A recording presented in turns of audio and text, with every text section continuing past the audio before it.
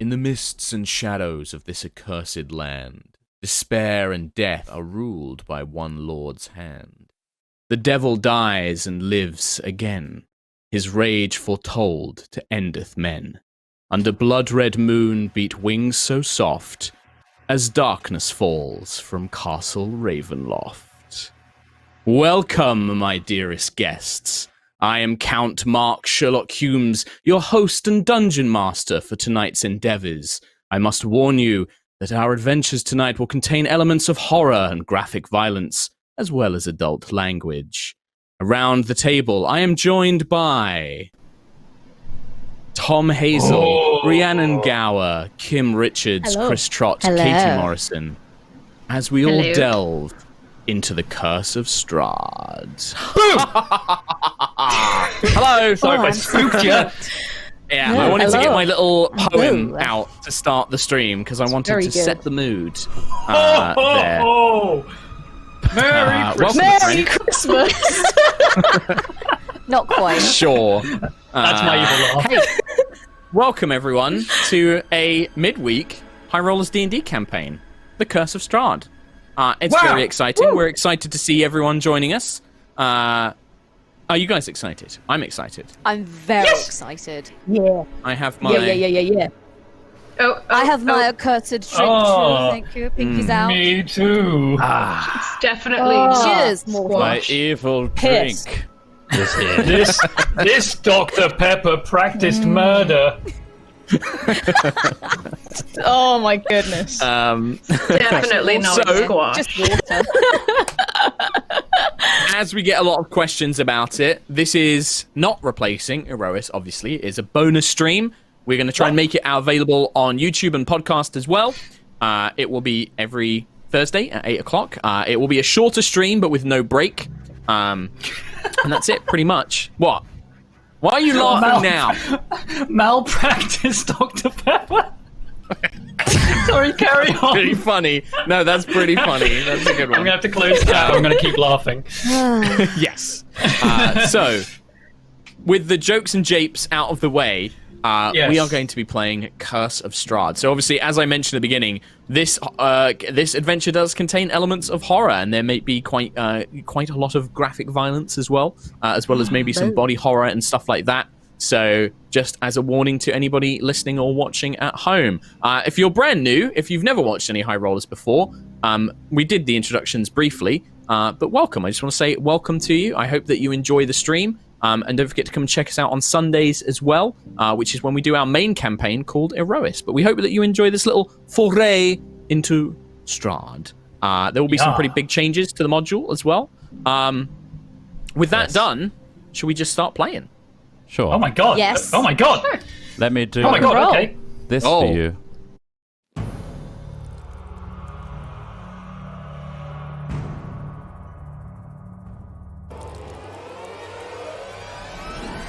It is raining in Baldur's Gate. A heavy, wet, chilling rain that soaks all it touches in cold and misery. Your destination, however, is warm and dry, and despite the ominous bouncers outside, a suit of animated armor and a half-ogre woman, you feel a sense of relief entering through the worn doors of the Elf Song Tavern. It is full, rowdy, and an ever-present tension of a crowd on edge falls over you. Sitting by the fire with a deck of cards in hand and 4 placed neatly in front of him is the man you have been searching for. A young man in red clothing with long dark hair. Trot, is there anything you want to describe about Jesper? Jesper is a bard. You can tell by the lute kind of hanging off his back, which he then carefully placed to the side of the table. He's looking concerned. He's got a youthful face, very tanned, very nice black hair, definitely conditions, you think. And he's darting his eyes around the room until he locks with the rest of the party. And he's very eager, by his body language, to bring you to him. But as Jesper looks out from the bar, you see 2 pairs entering at slightly different times, but very clearly they are travelers. They are not groups that would normally frequent this place. And the most noticeable are a pair of Dragonborn. Similar in features, but very different in coloration and attire. Ree and Tom, do you guys want to describe Zika and Zeros? Do you want to go first? Okay. All right. So Zika is a white dragonborn. Her scales are very pure white, almost pearlescent. They reflect rainbow light off them. She's dressed in sort of sorcerer garb, so she has quite a loose tabard that flows behind her with white lace and ribbons flowing off of the sleeves. She has a lot of silver jewelry, and she has a necklace with a pendant of 3 stars joined at the tips. And that's the symbol of Lyra. She looks very youthful, very sprightly. Yeah. Zeros is what can only be described as the polar opposite of that. He's big, brooding, grumpy looking. He's a black dragonborn with tints of red on his horns. He's got like a row of spikes like bone horns along the side of his face, and he is heavily armoured and has currently got 3 greatswords on his back. Are the greatswords all of the same style, or are they different styles? Almost identical to each other. Like, they've just been not super... Well, they've been well cared for, but they're just... They have no... generic. Yeah, there's no, like, ideal or anything like that that binds them to Zeros. They are just weapons to him. Perfect. Yeah. All right. The two of you enter, and I would imagine that Zika is the one leading, as Zeros has kind of been pulled along on this, you're not even sure what to call it, job, duty perhaps, to Zeros. But Zika, there is somebody here that everything matches what you have seen in your visions, in your dreams. The messages from Lyra couldn't have been clearer, and yeah, you see the young man in red sat by the fire, the strange cards placed in front of him. But you are not the only one who is looking in his direction. There are another pair of travelers, although these two seem far less familiar with each other than the two siblings do. Entering behind them comes a dark, hooded figure with feline features and gold and blackened robes and armor. And behind this tabaxi comes a woman, scale mail armored with a longbow and dusty pink hair, following behind them. Kim and Katie, would you like to describe Shadow Beyond the Veil and Rose, please? Okay, well, Shadow Beyond the Veil is a tabaxi. She's based on a sphinx cat in the real world. So no fur as such, just kind of very dark skin and big eyes. She's wearing very simple gold and black robes, but the golden markings and jewelry she has is very elaborate and rich. She carries a quarterstaff. And yeah, apart from that, she's very cautious of her surroundings, like a bit nervous and a bit unsure of herself. Rose. So Rose is a human. She has sort of long, straight, dusty pink hair, lilac eyes, and she wears sort of scale mail and a very dark fitted cloak with a big hood and sort of puffy shoulders. She carries a longbow. The longbow has got sort of silver in the middle of it with some sort of filigree on it. And she's also got a short sword at each side. She looks quite well armed. She looks like she knows how to use those weapons. She's probably a little bit cautious as well, but tries to definitely give off a vibe that she knows what she's doing and that she's trying to appear more intimidating than maybe she actually is. And I think out of everybody here, Zeros and Rose, you would both know the dangers that the taverns of Baldur's Gate present. Baldur's Gate is a rough city. This is a city of thieves, of pirates, of murderers, of scavengers, as well as the lauded elite and the mercenaries that frequent it. And you are, if nothing else, here to serve certainly as bodyguards for your traveling companions. But Shadow, you too spy the human in your visions given to you by your mistress. And you see him exactly as it was in the vision, sat by the fire with these 4 cards placed in front of him. And yeah, you see everybody locks eyes with one another. The tavern is busy, but not so busy that it is not difficult to reach your destination. I hand it to all of you. What would you like to do? I'll immediately stand up to attention with the wooden chair scraping with a really piercing tap, and just slam my hands on the table either side of the cards that are dealt on the table, and just lock eyes with the 2 Dragonborn.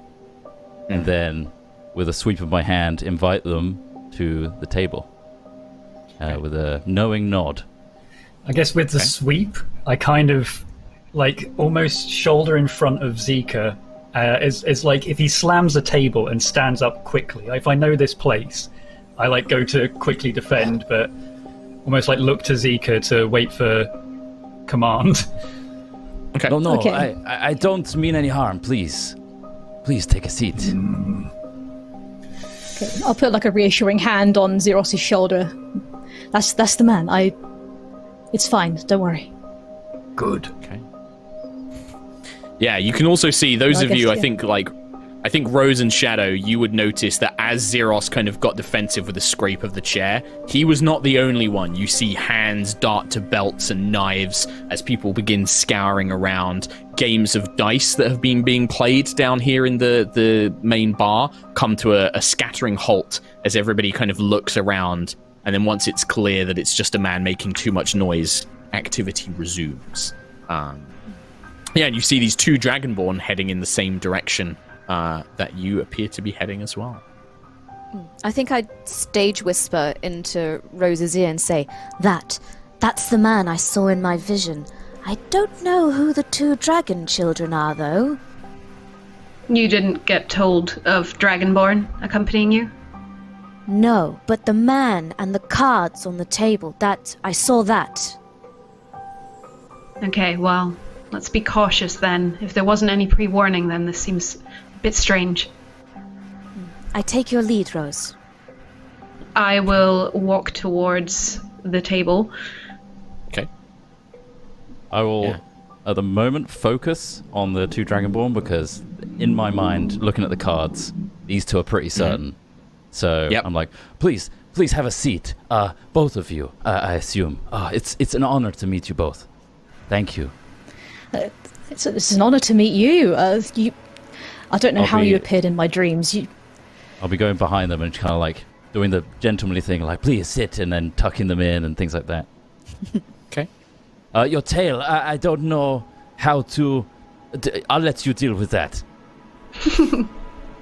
It's okay, don't worry. I'll just like tuck it to the side and awkwardly just shuffle in. I'll put my easel off my back, take that off, and just put it to the side.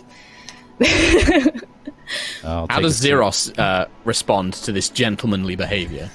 I mean, he avoids the touch, but like he, in the same way that Jesper nudged the chair, I like pull it out, slam it into the ground, and then just sat with an eye of the entire table, like every seat, specifically Zika. Okay. Easy, my like friend. An overwatching. I mean no harm. Trust me. You clearly have come here as our fates are intertwined, are they not? Just look. I think Rose and Shadow, you overhear this conversation as you're kind of lingering at the back, like making your way over. But yeah, it seems that the man in red has not taken notice, or at least doesn't seem to pick up on you immediately as it did with the dragons. Do you guys say anything as you overhear like this kind of topic of conversation? Can I see the cards on the table? Yes, you can. You see there are 4 cards laid on the table, very, very clearly. There is one is called the Avenger, and it has a woman with a bow upon it. The next is called the Elementalist, and it shows a white dragon summoning some sort of blizzard. The next one is called the Warrior, and it's clearly a powerful humanoid man, but with a horned helm in full plate armor. And then the last one is called the Priest, and it is of a person, not a tabaxi, but a human, but with very sunken skin and dark eyes. And behind them, the shadows and the darkness is almost taking the shape of a woman behind it. I sit down. This one. This is me. This is me. I'm gonna just ignore. This is me. I saw this. This one. Hello? I will pull out a chair at the table for Shadow to sit and probably stand behind her. I believe that this is also someone you're looking for, on top of these Dragonborn, who I don't believe we expected. Yes. Although it's a little hazy, the decks never lie, and I assume the priest. Yes. Please, take a seat. I saw this. I saw this in my dream. I saw you. And you, Handsome milady, you are. please, you are also in this deck. Me? You, yes. You're just as important as the rest. I don't quite understand. Why? You'll find out soon enough. Destiny always has its way of telling people. And I'll tell you what I can, but we'll have to find out for ourselves, won't we? I'm just very excited. This is all very exciting to Zika. This is all very like, oh, new thing. Ah. She's like wide-eyed. And there's a bubble of activity around you. You can hear the sounds of, there is laughing and there's joking and a few people singing, the clatter of dice in a cup. There's life and activity, although there is this undertone of violence brimming at the surface of it, as in the wrong word or the wrong punch could take this whole place into a very dark, nasty place. But for now, it is a tavern on a rainy night. There is a warm fire and good ale and good wine, and that seems to be keeping everybody at bay. But yeah, you all take a seat at this table, and you see the man in red, standing before you, sat before you. Tell me first, you all came here. I wish to hear what brought you. What pulled you to me?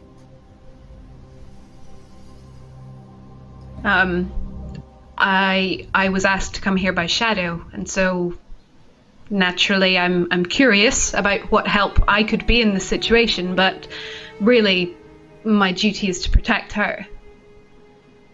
Right, so your destinies are already intertwined. Fascinating. And you two? Bodyguard. And I nod towards Zika. Employer. Yeah. Well, a little more than that, but we're working on it. He's I'm following the vision. A vision? I've never experienced anything like this before. I saw Lyra. She came to me in a dream, and Lyra. She showed me this. Your god? She's she's the Joybringer. She helps spread. It spreads happiness and joy, and she helps me with my art. She helps my mother with her singing and her dancing, and she's also a joy bringer. She works with the community that I grew up in, and we like to hold festivals, and Lyra is the focus of all that. Yes, that is the warmth that we need to bring to my lands, to cleanse it. All of you have a part to play. So this is your land. No. I mean, look around you. As much as it is rowdy and pleasant, I am not from these lands. I'm from somewhere very distant yet quite close. You see... I see. My land is dying, and there is a devil which grows strong again, and I need you to help me cleanse what is either already dead or about to die. I need that warmth from you, and I need your strength. Okay. This is all very new to me. I'm gonna be the first to admit it. hands up. This is fresh. I'm fresh. So, but I will try my best. I will help you in whatever way I can. And Zeros will help too, right? Dangerous? Yes, absolutely. Is not everything that is exciting and transformative and revolutionary not a little dangerous? You said it was cursed again. It's been cursed in the past? It is a long and, frankly, too long a story for me to remember. My people, we like to talk about it a little, but it is depressing to live amongst it. It goes back centuries. A curse was put upon our lands, and we all fell victim. Us, personally, my people, the Vistani, we have a good deal with our lord there. He allows us to leave and come back as we please, which is why I'm able to come to you today, but something is very wrong. And my leader personally came to me with this task and said that if I was to band these people together, that the deck told me that we could help cleanse and make it new again. Finally, after centuries. No pressure. Reshuffle. I can't. I don't touch them anymore. Fate is sealed. As he mentions, as he says the word sealed, a song begins to play in the tavern, a haunting, ghostly voice that seems to rise from nowhere and everywhere at once. And the crowd falls completely silent as it begins. It is an elven song, and its melody is haunting as it is beautiful. And you hear whispers of the patrons and of the innkeeper. She's never sung this one before. This is a new song. The people take this utterly seriously, and in the moments between verses, the only sound is the crackle and spitting of the fire and the rain as it drums against the tavern's roof. Those of you that can speak Elvish, you understand the words. You should be able to see it in Roll20 now. But the melody haunts you as it begins to play. You can hear it clearly, and the song itself is unusual, one you've never heard in these parts of the world before. That's all. It continues for a moment, and then when it stops, the tavern is silent for a long time before the life and activity returns to it once more. Yes, you all heard that, right? I haven't had too much. I heard it, but I yes. didn't understand it. What do you mean? I the understood language. it. What language was it? I understand the language of demons and angels, but not this tongue. Elvish. It's Elvish.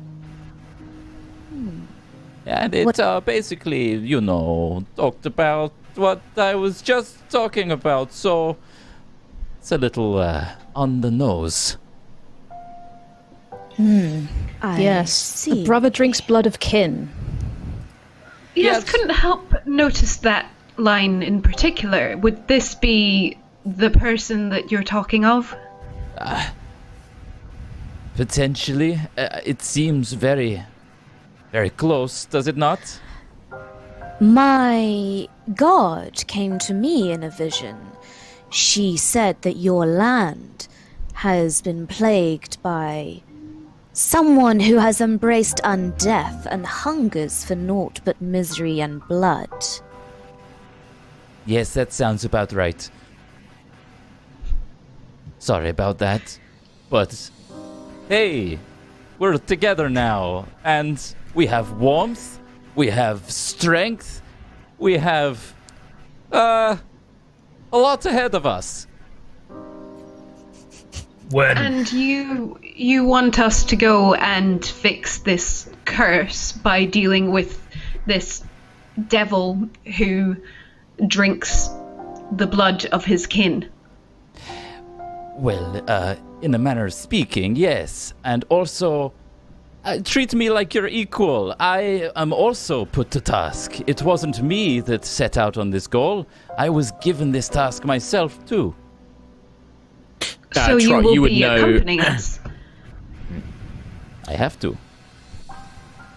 Trot, you would know that Ava would be able to give them more information about like how to face the devil and things like that. She's going to know the next steps, basically. Your job was to find them and bring them, and then Ava will be able to assist them in their next, to find the tools necessary. I need to take you. Things are moving quicker than I thought. The reaches of his power, I think that song, it reaches out to us. And we must be quick. I'll take you to her. My leader, Madame Eva. I am ready. She will know more. She knows everything. She's very, very wise. Please treat her with respect. She will kill you. But, she won't directly. Your destiny will just be to absolutely die at some point. It always works out that way. Just be nice. Curious. She's lovely. Okay. Zeros? Also, I need to make Be a good careful. impression. Just so you know. I'm just going to stand up and hold a hand out to Zika. Okay. I guess that means we're ready. Are we ready? And nod. I'm nodding.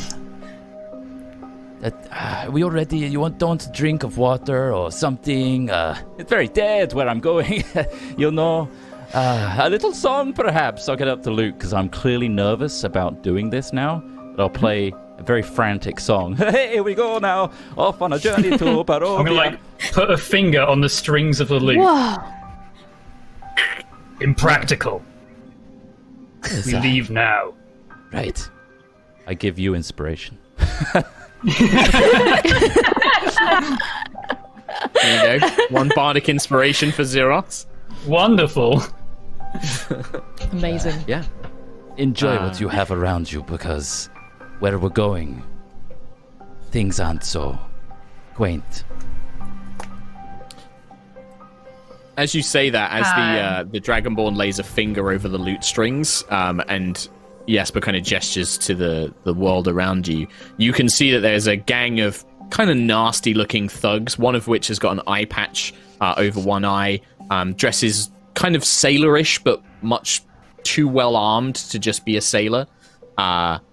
They are looking in Jesper's direction at the kind of annoyance of the sound that he kind of briefly played. And you can see them whispering to each other and looking in Jesper's direction.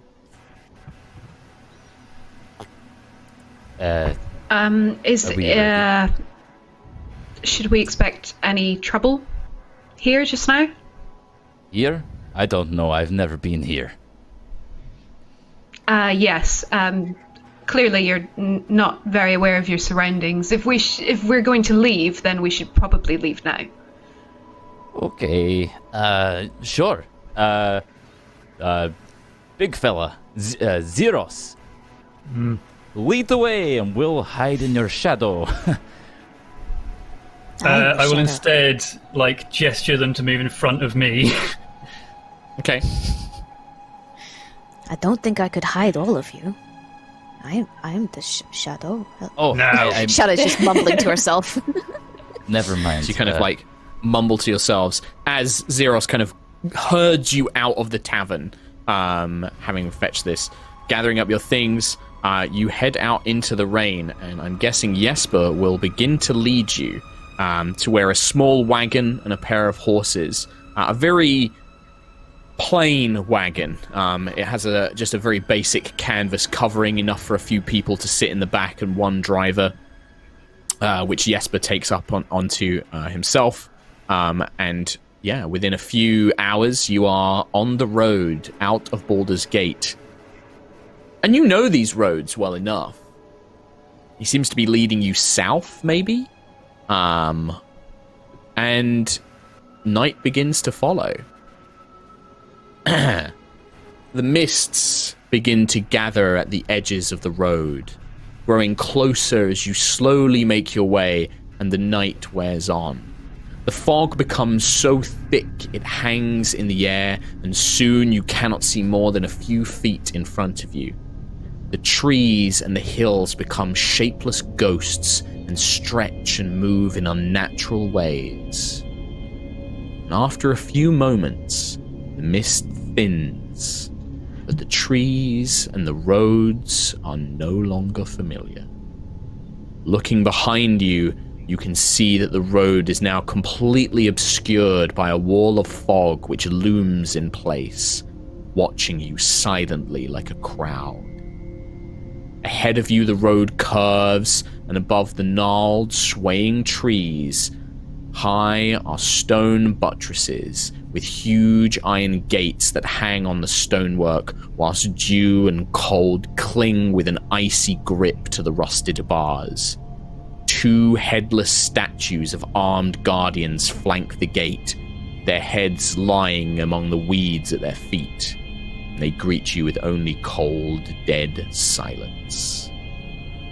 The wagon creaks, and this is a land that you know is not your own.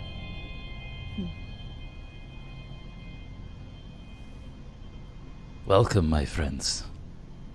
Welcome to Barovia. This is where you are from. Yes, tourism's not great right now, but hey. Was it ever? I'm sorry, it's not the most welcoming of places so far. No, a few licks of paint here and there, some more color, a bit more Vistani would have been more welcoming, but this was built far beyond my time. Now it is dead, undying, and our Lord suffers, and yes, our souls are trapped. I can see why sorry? my mistress sent me here.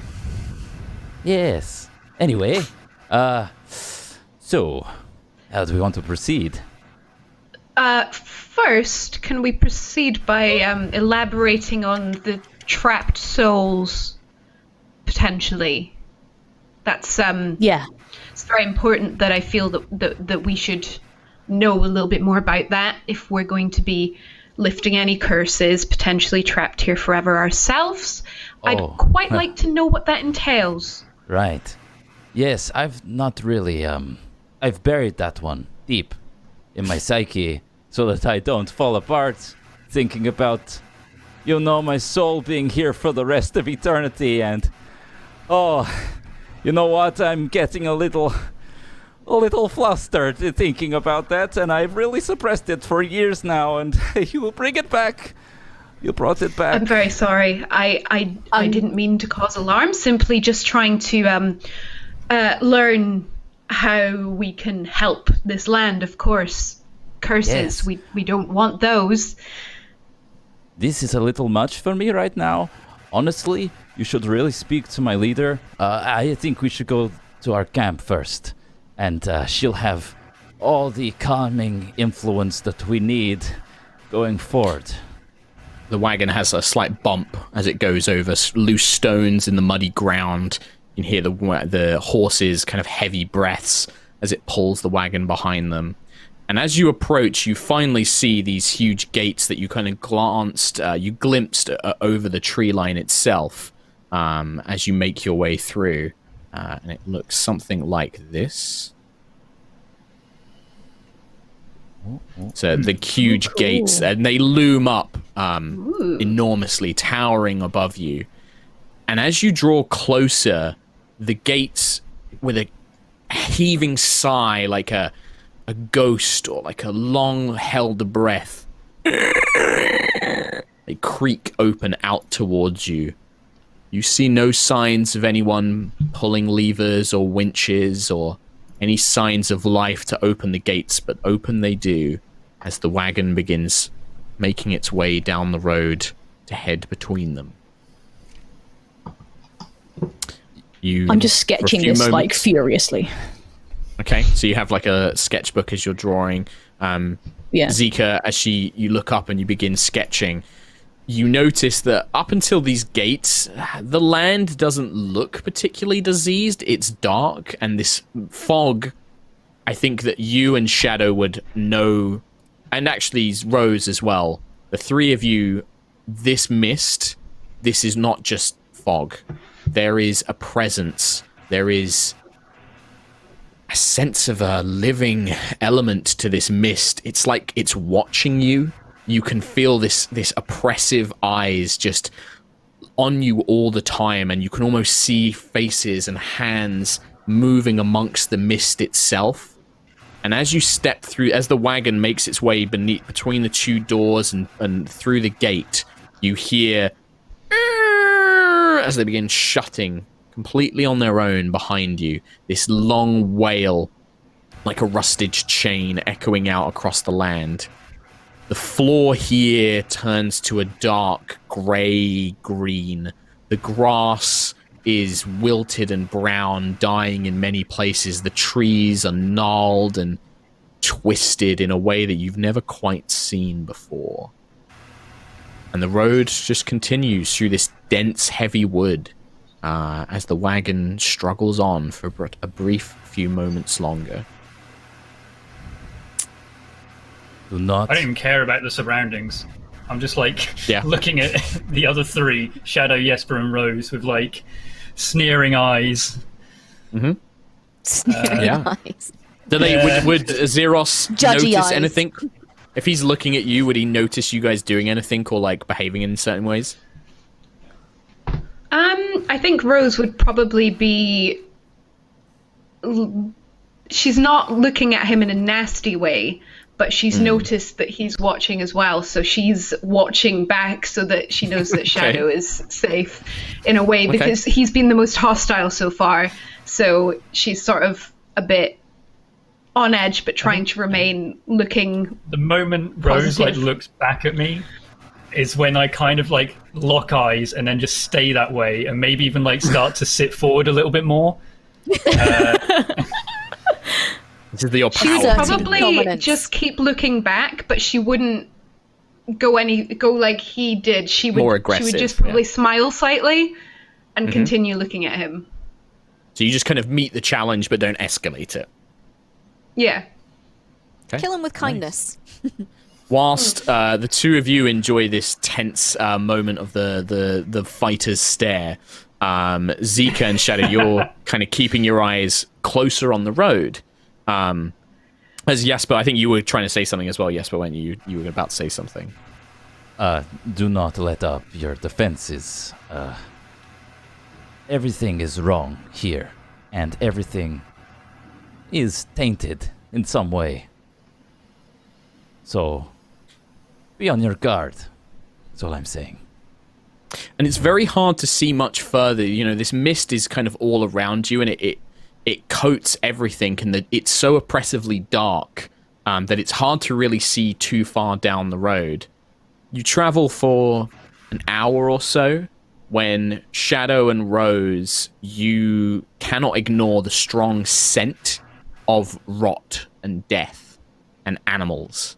And as the wagon begins to turn a corner around through this kind of winding forest trail, you can see that the road up ahead, there is activity, there is something going on. Do you guys both want to make perception checks? In fact, Rose, you were looking more at Zeros, so I'll have Shadow make this. Okay. Perception. Yes. That'll be Not a in a 9. challenging way. Okay, First roll. 9. 9. So you staring at it, you don't seem to pick out too many of the details. Jesper and Zika, actually, you guys can make the checks as well. Because Jesper, I'm guessing, is watching the road, and then Zika, you were sketching everything as you came in, so... I'd like to think Shadow is Mine's a +3. distracted by just kind of trying to get the lay of the land. Like, just... I said she doesn't have fur, but her hackles have risen, and she's very kind of got like a tense hunch of the back. Yeah. And you still notice, like, there is this smell of death and rot and beasts, like animals. Like, you can smell the strong, like, your bestial sense kind of pulls in. What's that on that perception, Zika? So that's a 17 plus 3. Okay, it's a 20. It's a 20. And then Jesper? Oh, perception. Perception. I know you're trying to run the stream as well. If you could just spin one more plate. I'll just roll a d20. Come on. Yep. Yeah. I got a 9. Okay. So, yes, but you're keeping your eye on the road, but your nerves, like, you're kind of just looking down at the road and the horses rather than what's up ahead of you, because you know how these roads can be, and so much is playing on your mind, and these strangers that you've brought into your lands, and all the different things that are going on. But Zika, you kind of staring out into the darkness, there is a brief moment where this very overcast sky, the clouds part just enough that the moon illuminates a bit more of the road that allows you to see it. And up ahead, perhaps not more than sort of like 80 feet, there is, you see a body on the ground and a pack of about 5 wolves around it. And they're kind of tearing at the body. One has like various arms in its mouth. Another is eating into the flesh itself. These big bites, and you can see flesh and blood being torn out by these blood-soaked fangs and maws. And standing behind this scene, completely either oblivious or you don't know, but there is a figure stood with their back to the whole thing. They're just kind of stood looking away from you as this man is being eaten. You're not sure if he's alive or if it's a dead body. He's being torn apart by these wolves. And Jesper, if he doesn't kind of like, he'll realize quite late if, you don't say anything, he's not going to really realize until you're basically on top of them. Okay, I'll move to the front of the wagon up to Wesper and just tap him on the shoulder and just say to him, something's wrong. Jesper, there's somebody up ahead. He's being attacked by wolves by the looks. Attacked by... I don't know. Yeah, you begin to now hear like the... Whoa! I'll pull on the reins. Yeah, you pull on the reins, the horses like kind of come to it, but the horses oddly don't seem spooked. Like they just kind of come to normal stop. And then you all see this sight. A young man, probably about Jesper's age, dressed in a very similar fashion, is being torn apart by these wolves. Long dead now. You can see the body has died probably days ago. The only thing you would probably notice is there's a crumpled letter still like clutched in his hand, but the wolves are like biting legs and tearing flesh and feeding. One of the wolves looks particularly large, and then stood behind them is wearing some sort of cloak is a figure, just stood looking back down the road towards the way you were going. I'll turn around quickly, looking into the wagon. It's like, everyone, draw arms. Something is wrong. Okay. I'll break my step, Rose. Yeah. And I'll stomp out, draw one of the 3 broadswords. Yeah, it comes out. So you all get off the wagon at this point, or are some of you staying in the wagon, or? Rose would probably get out. Okay, so Rose and Zeros have gotten out, but Zika, Shadow, and Jesper staying in the wagon. I will jump out, grabbing the 2 swords that are by me, unsheath them both, and then jump off. Okay. The 3 of you jump off, and as your boots hit into the kind of wet mud and this kind of like slopping sound as your boots squelch in, the wolves kind of very slowly turn their heads up, bearing these red-coated mouths as their fangs drip with flesh and blood. They just begin growling, but they don't move. And then you just see a single hand come up from the figure, and then it turns. And stood before you is a tall, darkly handsome man in a piece of red breastplate, a large fur, like wolf's fur mantle with a big billowing red cape behind him. His skin is pale and his hair is long and dark, but not as long as Jesper's. And a pair of very cold, very dead eyes stares back at you. So, seems that I have some guests. And he steps towards you, and Jesper, there is no mistaking who this man is. This I'm dropping is both the swords devil. and falling to a knee. He sees this and he's like, "You know your place, Vistana. You've done well. So, introductions are necessary. I am Count Strahd von Zarovich, and this is my kingdom." And he kind of looks down at you all. "So you are the latest pawns in this game. A tragedy." And he just looks at you for a moment, as if waiting for a response. Yes, Lord, we mean no harm. I apologize if we intruded upon anything that you were doing. I'm sorry. Sorry.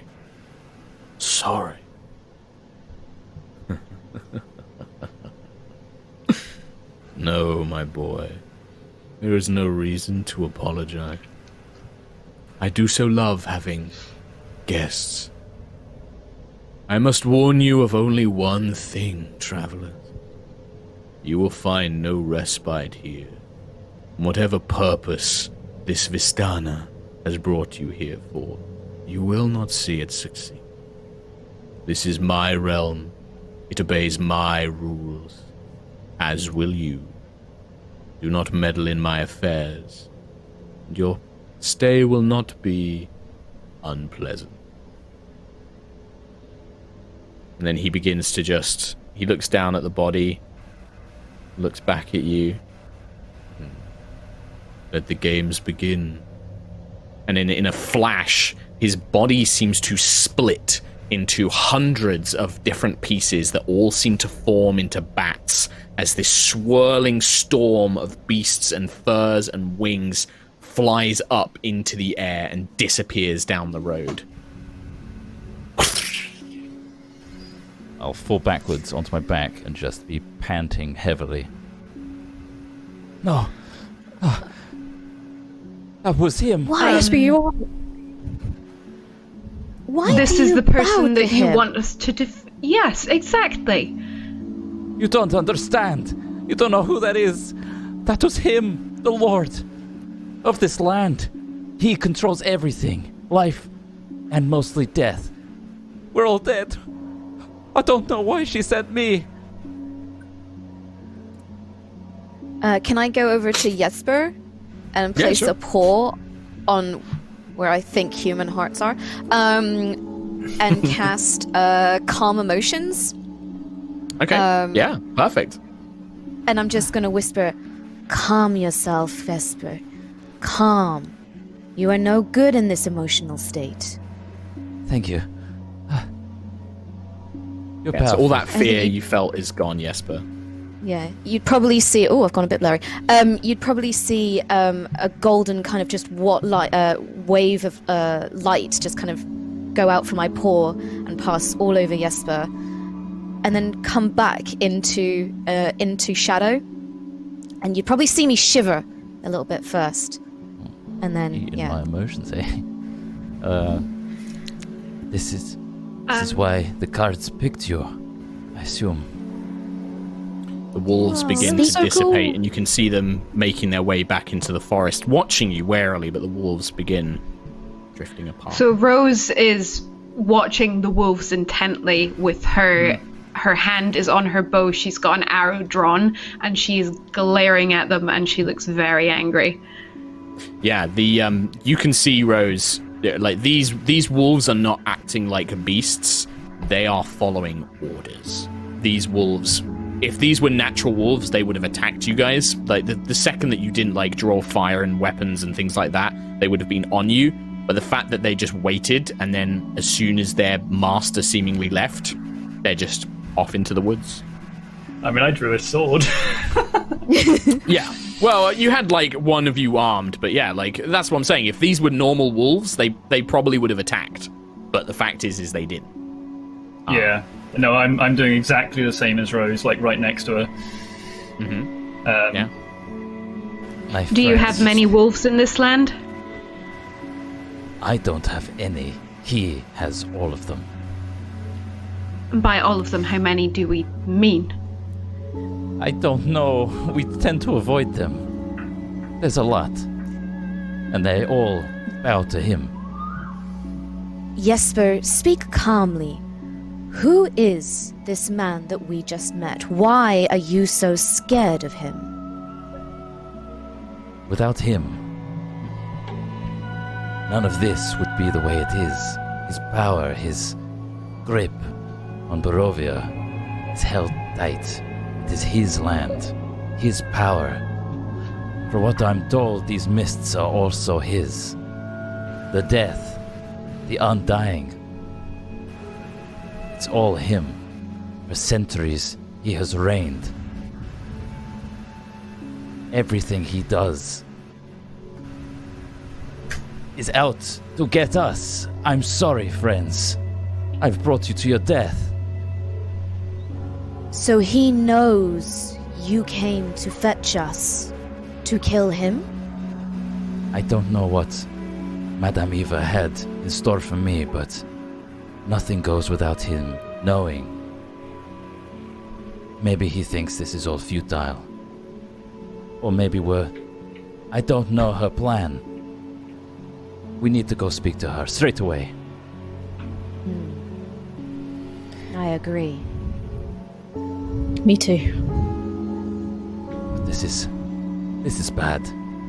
He was there waiting for us. I've never seen him before. So have What the wolves game? gone completely now?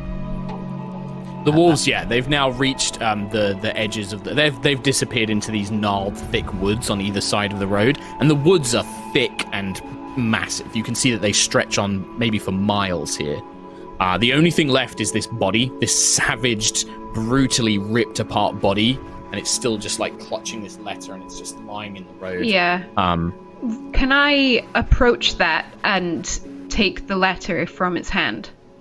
Yeah, sure, yeah, absolutely. It's blood-stained, crumpled, but sealed still, and it bears a strange seal upon it.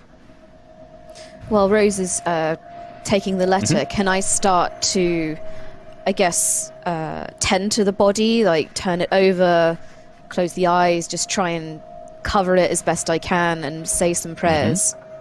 Yeah, absolutely, yeah. So you begin this kind of process.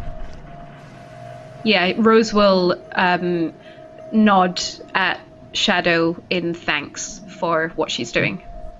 Okay. Zeros and Zika, while they're doing that, what are you guys doing? I'll turn to Jesper and ask, what game? You must understand, my big, imposing friend. You are but an ant on the heel of Strahd. You are nothing. None of us mean anything. He is a god in his lands. We are a pawn on the chess table, and he's having fun with us. Why would he do that? Why would anyone do that? I don't know. He's beyond any of us. Madame Eva, again, she will know more. Why he is like this, why he has been terrorizing our lands, putting us in fear for so long. Why you? I don't know. Can you touch me again, cat? Please? I think it's wearing off. One moment, friend. I am dealing with this poor soul here. Oh. So as you are tending to the body, open Shadow, the letter as well while she's tending so to the letter? as you begin the body. opening the letter, Shadow, the body is completely savaged. It looks like it's died to wolves. Has been probably here for a few days, and you notice that like the wolves. There's something you would notice almost immediately is that this body has been dead longer than those wolves and Strahd were here. As if he waited and then set the wolves on it just as you arrived. You get the sense that he was waiting with this body specifically for the moment you would all arrive, and then he commanded the wolves to start eating it, because all of their bites and the bite marks are fresher than what killed him. And as you are doing that, can you make an initiative roll for me, please? Everybody? What? Just Shadow for now. Oh God. That'll be Lucky. a 7. Well, you're lucky because you notice in just with enough time, the body, you hear it as it reaches for you, as this spark of undeath takes it and it goes to grab you. What do you want to do? I guess. Can I hiss and pull back? Undead! And, I guess, yeah, immediately I would probably cast Guiding Bolt. Sure, do it. Just cast it. So apologies, my first time being a cleric. So, ranged spell attack. I should have a bonus there. So on D&D did that Beyond. Did that do it? Yeah. So I rolled a 6 to hit. That is unfortunately, D20 plus missed. 4. You rolled a 2 and then got a plus 4. Wow. So you'd have advantage because technically, this thing is pretty slow. So roll again. Okay. It's pretty slow and it's prone. You're aware of it. Like, I'll definitely give you advantage. It's almost like a surprise. 15 on my second roll. Yeah. So this time And, the radiant energy blasts into it for 12 points of damage. Sorry, I know you were about to read that out. So the radiant energy kind of comes out as you stand up quickly, and it strikes into the creature's body. It seems to kind of like shudder on the ground, and parts of its flesh have been blown away, but it still kind of reaches up for you. And then, so this is a surprise round, so it will go, and then everybody else will basically get a chance for it to go. The next attack roll gets advantage On it. That's well remembered. on it. So, would a 12 hit you? No. Would a 5 hit you? That's also a no. No. And then finally, does a natural 20 hit you? Yes, it does. Yes. 23. Yikes. That's going to be 5 plus d4. So that is 8 points of damage as this creature tries to grab you, like it tries to swipe at you with these claws, like these, not like, it's basically tries to like grab you and punch you twice, and then it seeks its rotten teeth, and half of its jaw is hanging off, one of its eyes has been pulled out of its socket, and it clamps down onto your arm, and you feel its human teeth bite into the flesh and almost try and rip part of your flesh off, but you manage to kind of pull it away at the last second. I'm not going to have you guys roll initiative because this thing is so slow. I'm just going to say everybody take a turn against this thing because it's so slow. So we'll just start with Shadow and then we'll just go round in clockwise, I guess. Or I guess like the two fighters would probably react faster. So Shadow and then Zeros and Rose. Rose first as well, yeah. I'll Sure, go sure. last. All right. Sure. So yeah, you see this thing just kind of like and just start biting into Shadow. So I'm right next to it, so I'm going to pull out my short sword. And so That's a hit. 14 plus 7 to That hit. will hit easily. And then It'd be plus 5 with your short sword, don't forget, because it's your longbow gets an extra plus 2.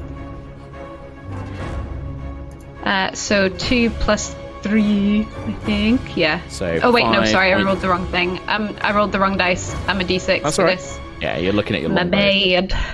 Yeah. That's okay. So, 1 plus 3, 4. Woo! Big hit. Yeah. You stab into Nailed it and you kind of see it shuffle for a moment. You almost tear through one of its arms, but it doesn't quite get all the way through, being a piercing stabbing motion. It kind of, and it sucks out. And there's still fresh blood in this body. It's been dead long enough that the blood comes out as this thick black sludge. It's congealed and it's become kind of putrid in its own body over the last few days, and it doesn't spray so much as it just sort of begins to leak out, and it's covered all of the blade itself with this thick Icarus blood. Then I guess like Zeros, do you want to do something? Yeah, I'm going to action surge. Okay. Straight away. And just wail on this thing. Okay. So you just two come charging downward up. slams. Sure. So a +6 to hit. Sure. Natural 1. That's no good. Followed by... Oh my god. Well, add it up. 12. Because this thing ain't hard to hit. The second one is a 12. What's that? Second one is a 12. 12 will hit. Oh, wonderful. So 2d6 +4. So 11 damage. Oh, I can re-roll that too. If I wanted to, so I'll do that. So it's 4 9 plus 5, plus 9, 13. 13 points of damage. Can you roll a d20 for me? Oh god, okay. No, that's 12, ignore that. 4! My god, my rolls are awful. You sever one of this creature's legs as you chop down with the greatsword. It just cleaves one of its legs off entirely, and the leg kind of goes scattering behind you with the force of the blow. But the creature, even though the blood is leaking out of it, it's still just got enough energy that it's trying to claw again towards Shadow and get a grip on them. But one of it's now kind of like hobbling on the ground, only able to pull itself along with one leg and its arms as it makes its way across. Anybody else want to do anything? Yeah, I can cast a Ray of Frost at it. Sure, go for it. I guess. The leg, by the way, as you severed it, you kind of watch the leg go skittering along the mud, and then within a second, the leg kind of like rights itself, and it begins kind of hopping towards the rest of the body. It's gone evil dead. No. Oh no. Do not. So Zika, what does it Not look like ideal. what does it look like when you cast this Ray of Frost? Zika's really genuinely terrified. Like, this is awful for her. Yeah. So do you want to take she's just gonna disadvantage try for fear? Oh yeah, go on then. Let's do it. That's why I love it. Let's do it. It's a nat 20 on the first one. Disadvantage. Oh my god. Oh my Yeah. god! And that's 20 followed by a least- 1 again. Again. Yeah. Oh god. So my claws are trembling. I'm trying to like summon the warm energy of Lyra to guide me, but I'm just really struggling with it. It's too much. And it's like, I think that the zombie looks up at you and you can see its jaw kind of slacked and it kind of unhinges for a moment and its jaw, like the flesh rips away as it kind of looks over. And you can't help but see the kind of shape of the man who would have once been there. This young man, probably no older than Jesper. These bright eyes would have once been where this now half-empty socket and this glassy undead eye remains. And just that image and the fear you're already feeling, the bolt just goes wide as this ray strikes across the ground. Shadow or Jesper? I will pick up my two swords, being calmer, and I will very dexterously spin towards it and aim for its head with my sword and dagger, which is a little longer than the average dagger. So that will Go for it. I'm using my mobility. Okay. It's just a regular d20 to hit, +5, 13. That will hit. Lovely. D4 +3 for the first one. But if it's with your rapier, it's a D8. You're right. It's your dagger, the wrong D4. one. Well, that's the dagger. And 11 and 16. So. Yeah, you need to roll to hit again. Just see if you roll 28. Yeah, you do. I hit. With this, I think, Jesper, you kind of launch forward. The rapier skewers through the throat. You bring the dagger down on the side of the head, and with enough force, you can kind of rip, kind of separating the kind of head and the neck from each other as it completely comes loose, and the creature just kind of falls back to true death as it just slumps in the mud. Do the final slice. I say, go to rest, brother. Yeah, you can't help but notice the same Vistana clothing on this young man. But yeah, it falls to the ground, lifeless, as the mist enshrouds all around. That's why.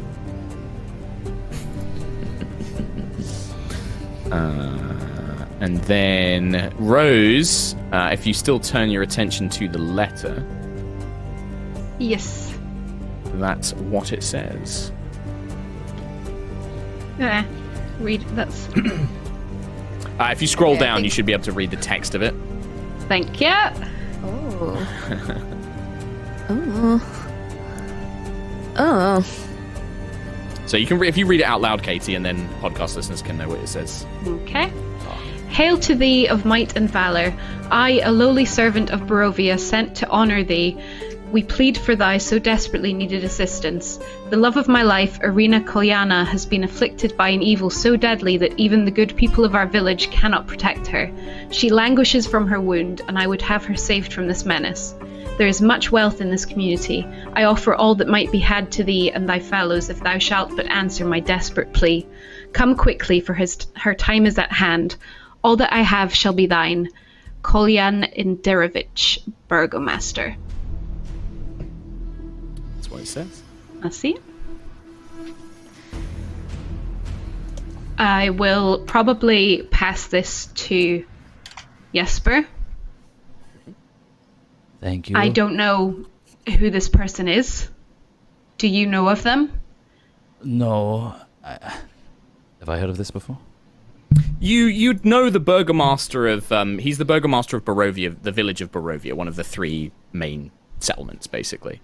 So yeah, you know the burgomaster. I don't think you would know who Irina is. Maybe you might have heard that. You might be just like, I think it's her daughter or something like that. Is his daughter? But you know the burgomaster. He's supposed to be an actual good man in Barovia. He's caring and tries to do the right things. He's one of the rare good ones. Yeah, I'd say that's probably what you know about him. I relay that information. Say, this is clearly important. If Strahd were here to place this, I feel like it's part of the, and I look at Zeros, the game, so to speak. But this is important. Someone dear to him is afflicted. Well, it sounds like finding her would be a good option to see what she's been affected by. Maybe we should go to your master and then onwards to find Irina. Well, you will need to pass through the village of Barovia to reach the camp where Madame Eva is. Yes, that's the little itch with that is we will be passing through his village anyway. So maybe we'll find out soon enough. We must be cautious. This body, this theatrics with the wolves, it was placed here by this Strahd for us to find. This letter, he knows what it says. He knows that we will go on this path. Yes, he will. And he'll know everything. And, frankly, I don't know what to do other than help people in need. So, I wish I had more for you all. We go with our eyes open. Yes, But first, I must properly send this poor soul to the fugue plane. Excuse me. And then I'll go back to tending to the body and piecing it back together. You might not have much luck with that poor fellow. But give it a go. You might have more power. Who knows? Good luck. The dead must still have the rights. So what does it look like when Shadow does this? Like, what is Shadow's method of sending the body off? Do you do anything to, like, bury it? Or is it, like, just a prayer over the body? Pulling it back together. I think if nobody stops me, I will probably reach into my pack and pull out a very ornate shovel head that I attached to my quarterstaff and start digging a hole by the roadside. And if nobody stops me, I'll just carry on doing that and, burying the poor soul as together as I can. Obviously, I probably don't have time to stitch him back together, but if I did, I probably would. But yeah, it'll take you about an hour to dig like a shallow grave and kind of put the bodies in and stuff like that. I think if she starts doing that, I'll like turn to Zika, say, she wastes her time, and I'll open the wagon door for her and like just go back to sitting there. Just kind of have like a sit down. Rose will probably help Shadow to speed up the process of burying the body. Okay. I respect your dealings with the dead, but I urge you to make a little more haste, because there's a lot more death coming up, and a lot of bodies to inter, whatnot. You could always help, Bard. I've had my fair share of burying my friends, thank you. At least teach me a little of the ways of the funeral rites of the Vishtani so I can get this right. That's Well, a the good- Vistana. Well, yeah, I would say like the Vistana and the Barovian funeral methods are burn the bodies because they know that if you just bury them, they not sometimes come back to life. So I think Yes. it's more funeral pyres than burials. Let there be no trace of what once lived, so that it doesn't come back in a way it didn't intend. Fair. In which case, I'll stop burying it, and set fire. I think I've got a tinderbox and stuff like that, and I'll build a quick funeral pyre and say some prayers and Yeah, send this poor soul on their way. I think that would be the Vistana method. I think the Barovians still bury their dead because of old customs, but the Vistani would probably burn their living because they know better. Okay. You guys spend that time doing that, and you feel satisfied in what you've done, and the road continues on. The wagon continues making its way down this old road until eventually tall shapes begin to loom out of the dense fog that surrounds everything here. The muddy ground gives way to slick, wet cobblestones, and the tall shapes become recognizable as village houses. The windows of each stare out at you with pools of blackness for eyes, and the silence of this place weighs on you heavily until the sound of a solemn church bell rings once, twice, and then fades away to more silence. You make your way through the kind of twisted, narrow village. It's a village more than a town, but the houses here are packed tightly enough together that there are clear streets. There is no defensible wall. It is all sort of mixed amongst each other. And you can see that on a small hill there is a church with a bell tower and what appears to be a cemetery behind it. And as you make your way through, the only building that you can see with any obvious life is there appears to be an inn where a sickly glow of yellow light is escaping from the cracks beneath the door and the seams of boarded up windows. Everywhere else is near dead silent. If there are people in these houses, you will need to get a lot closer to find out.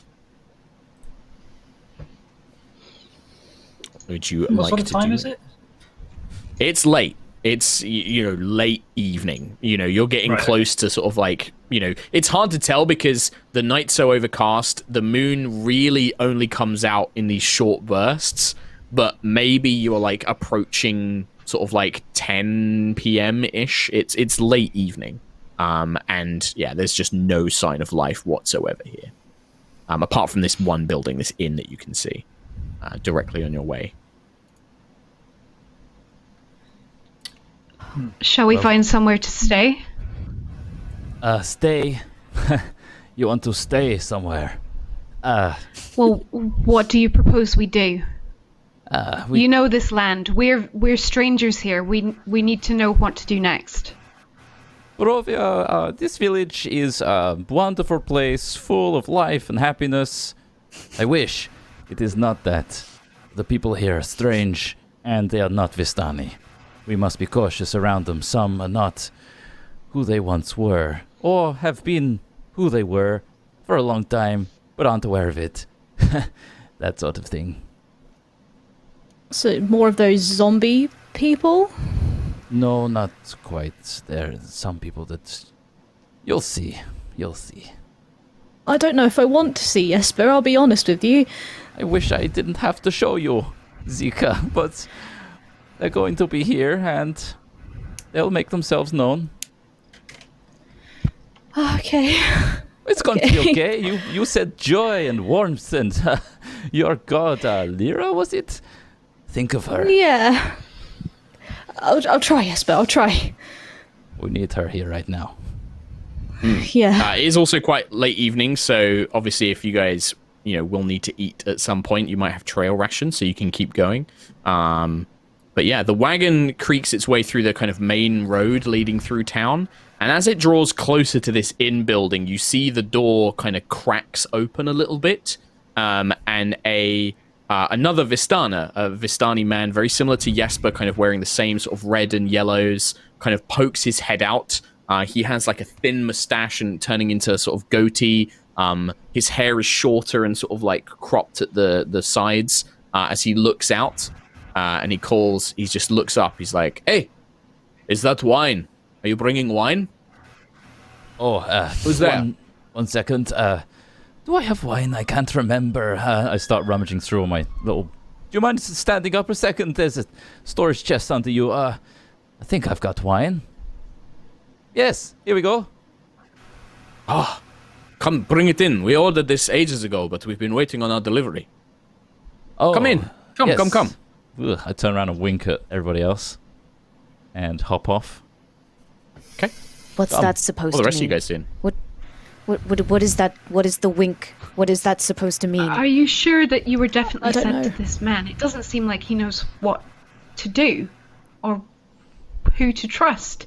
I don't know who to trust here. You can trust me. Well, I know that, but beyond that... Well, you asked. You said I don't know who to trust, and I'm sat right here next to you. It's not like I buried your brother or anything. It's fine. I know.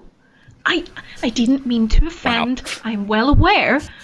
It's a very strange place, Shadow. It's a strange time. True. The man who is talking to Jesper kind of looks up. He kind of sees you, Rose, before he sees the other non-humans. And he's like, lady, come inside and have a drink. It's cold. You shouldn't be traveling around at night anyway. All of you. Oh my... And he kind of sees the rest of you. He's like, you're not from... You're outsiders. You should come in now. What he says. Okay. So I'll gingerly start making my way up. Come. He looks at you, Jesper. He's just like, you can leave the wagon around the back if you need to. You come in, have some wine. Get out of... you shouldn't be outside. Not here in Barovia. In the village. Why are you not with... Why are you in Barovia, in the village? We own the inn. This is our inn. Right? Yes. Interesting choice. Yes. And you're traveling in the companion also, bringing... What is this? Dragons that walk on two legs, and a cat. And a cat that stands as tall as a man. Yes, you must come in. And he gestures into I'm not the inn. man. You heard the man. Let's go. I'll look to Zeros just for his... just for some advice, or just for something. I'll just nod. That's it. Okay. That's it. That's all I got. The man sort of ushers you inside, and inside you find... I mean, to call it...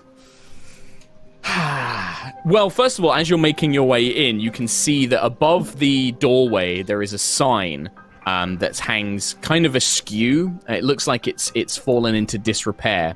And the name of the tavern is... It was originally called the Blood of the Vine, but somebody has scratched out the F and replaced it with an N, so it actually is called the Blood on the Vine Tavern.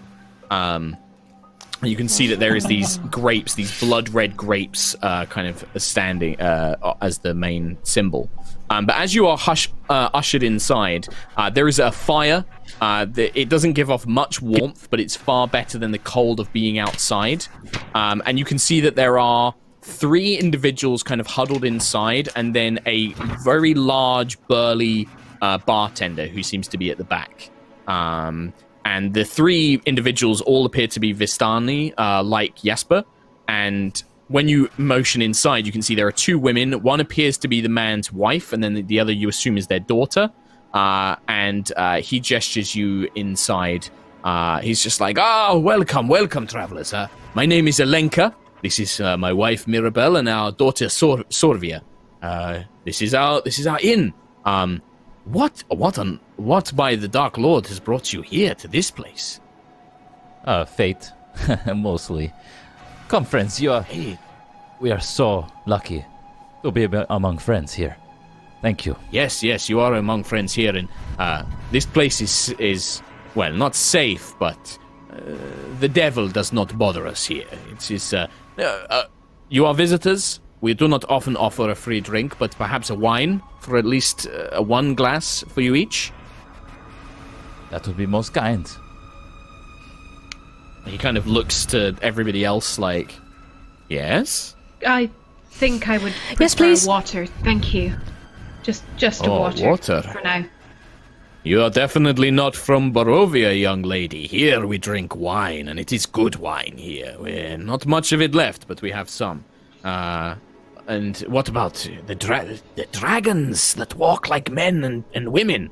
This is... right. I've never seen like one of your kind before. One has got sparkly, colorful bits on it. Do you carry paint? Is this a canvas? Yes, I'm an artist. Well, Do you want me to I hope paint that you? your I can paint subject you. I matter can paint is- your inn. Oh, yeah, yes, of course, we would love that. Me and my wife and daughters, absolutely. A little bit of color and life in this place would be most welcome. I'd be honoured to. Oh, yes, well, let me fetch a wine. And he goes to the bar, and you can see the barman is very different. He doesn't dress like these three. The barman wears these drab grays and browns. A larger, heavy-set man, he just is cleaning glasses. And then he finishes cleaning one, puts it on the shelf, picks up the next one, cleans it, puts it back, doesn't say a word. You don't see him speak to anyone. You don't see him do anything except clean glasses. And if you watch him for a time, he finishes cleaning the last glass on the shelf. He puts it back. He seems to look around. Then he goes back to the very first glass that is already clean, and he cleans it again. And he just does this over and over and over. You see the Vistani Alenka walks up to him and he's like, Arik, bottle. Bring us a bottle of the mash. And he just kind of looks up and you can see these just really sad looking eyes. Yes. He just reaches up, takes a bottle, gets glasses for everybody who wants one, pours, puts the wine back. Wine. You see the Vistani kind of gathers it up. He's like, talkative as ever.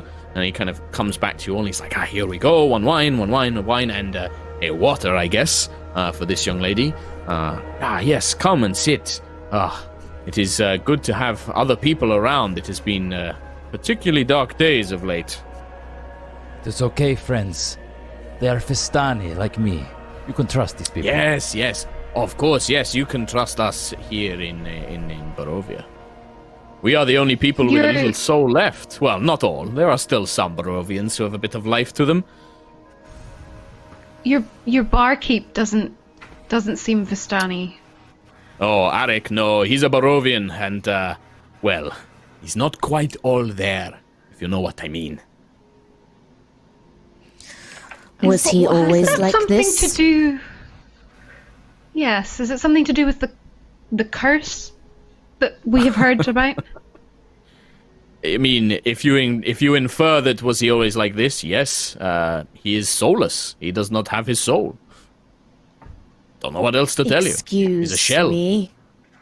Yes, What he's a shell. is that? How does one lose that? Well, the mists. Your soul can't get through them, so they hear.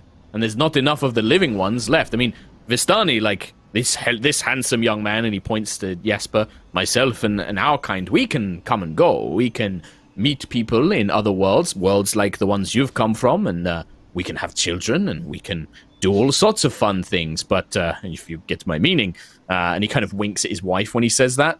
But the Barovians, well, there's only so many souls here, so not every child gets to have one. Some of them grow up a little bit like Ulrich here. I mean, he's technically alive. He's not a zombie or anything like that, but It's just nothing to him. I tell him to do something, he does it, no complaints, but just doesn't get any joy. That's it. Don't know what else to tell you. So he is born like this. Yes, there's several children like him. Sad, I know, tragic. But this is what Barovia is. The Barovians made their choice. They should not have killed the Lord when they did. Shouldn't have Not killed like the us Lord. Vistani, we knew better. Yes, we did. Shouldn't have killed the Lord. Is that a different Lord to the one that we have seen, Jesper? There's one Lord of these lands. Only one. Only one now and always. And, yes. Yes, it's a long story. I mean, the details are scattered, but Vistana know a little bit more. I'm not a very good storyteller, I must admit. I wish I was, but I'm not really. But, Madam Ava knows how to tell it, but from what I remember, our Dark Lord comes from a royal line, and he made a dark pact. He gained some powers or something. And the people killed him for it.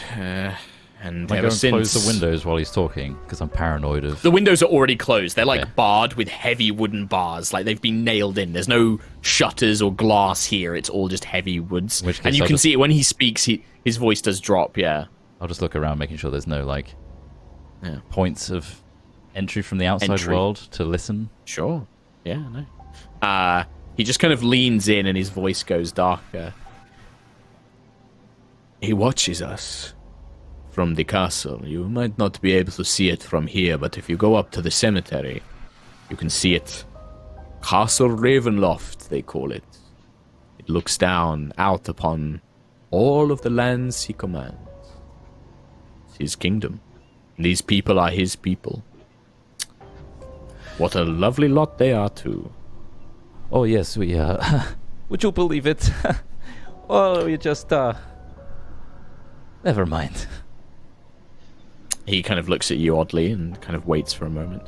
But come, friends, where are you from? What are your names? At least tell me that. It's been so long since we've heard new names.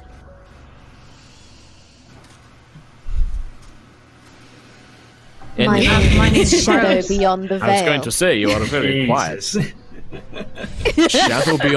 Shadow beyond the veil. A strange name, but then you are a strange creature, I can imagine. Can we shorten that somehow? Shadow, perhaps? Or veil? That is acceptable, either. Ah. Wow, very strange. And you can see the daughter of this Vistana is looking at Shadow like pet cat. But is kind of like watching with eyes wide. The wife is very quiet and just kind of sips a glass of wine slowly, kind of smiling as her husband talks and speaks to you, but nothing too, doesn't really jump into the conversation. But Alenka kind of like gestures from Shadow. And what of you, my draconic friends? What are your names? My name is Zika Bistan, and this is Zeros Bistan. He's my brother. I didn't know you were You are siblings. Wow. Well, yeah. No. Wait, you have both have You the are, same... but you are not. But We're brother and sister, Zeros. It's fine. It's fine. We are blood. Yeah, that makes so you you brother. are related. Yes. Right. Strangers. I'll never get used We're to it, working right, on it. my We're dear? working on it. That sounds good. I think you should. And what of you, young lady, the water drinker? You'll be drinking wine before you leave Barovia, I promise you that. Well, the way things are going, maybe so. Yes, I'm that's Rose what I meant. Venandi. Rose, now that is a good name. That is a fine name, yes, very good.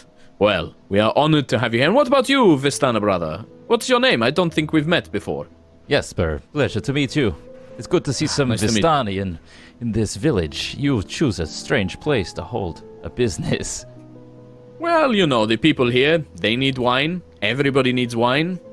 We figured that this was a good way to do it. And besides, with the girl growing up, we didn't want to be roaming around too much longer. We've done our traveling. We've done our duty to the Lord, shall we say? And he kind of gives you a knowing look with that, Jesper. Like he kind of like, you know what I mean. Wink, Yes. wink. But as he kind of finishes that conversation, there is a loud knocking at the door, and all the kind of jovial welcomingness shoots out of the Vistani's face as he looks at it, like, suddenly. And you hear a kind of, like a very kind of dry voice, like, hello? Hello, is anyone there? It's me. It's Father Donovich. I was ringing the bell. It is time for evening prayer. Perhaps you didn't hear it?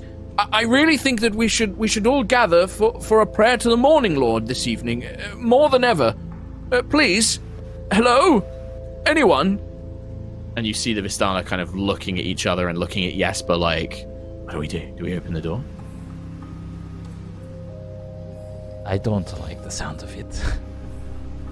But we must... Father, is that really you? Yes, it is me. I know it is strange to be out at this late, but nobody came to the evening prayer. I really feel that you should. The Morning Lord will bless us. He will protect us. Stand up and walk over to the door. I won't open it, but I'll just get close to the door and just leave. Oh my goodness. And then you hear like the shuffling of feet scurrying away.